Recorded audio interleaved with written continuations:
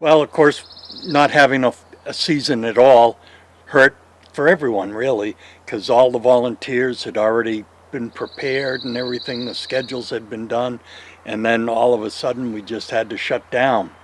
And for all the ball players that were committed and so on, we had hoped that they could get a place to play somewhere else last summer just to stay in shape. And I hear most of them did get to play down in Florida and Texas. Based upon what you know, then, you feel confident that there will be a 2021 season. Yes, You are. yes, absolutely. It may be we may start a little later than was originally planned. I think we were starting originally June 12th. It may be about a week and a half, 2 weeks later. Um, that final decision will be made on the 21st of April in a special board meeting.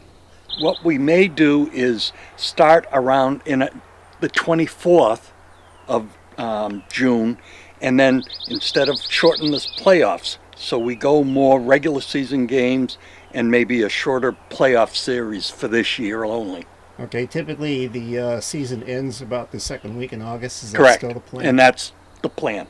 We just passed a preliminary COVID budget of $380,000 last night, and that's to cover testing, equipment, masks, and so on, and this COVID captains for each team, as well as a COVID coordinator for the league. I just heard today that our attendance may be moved up to 50% of capacity. Now, everyone's questioning, well, what's capacity? I mean, the average probably Falmouth game, especially playoffs and so on, is about 3,000 people. So half of that is 1,500. If we can get 1,500, I'd be thrilled, and I think all the teams would.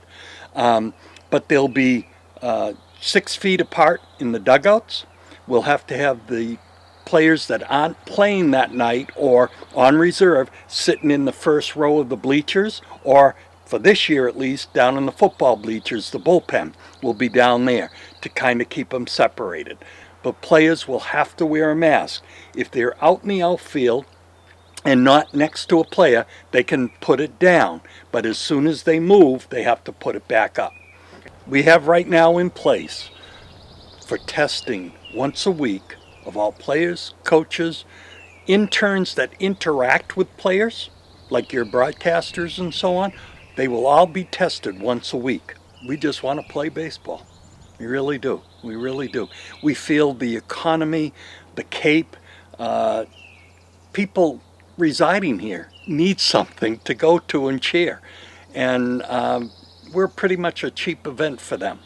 And I think it gives them a great opportunity to come down and enjoy the game of baseball.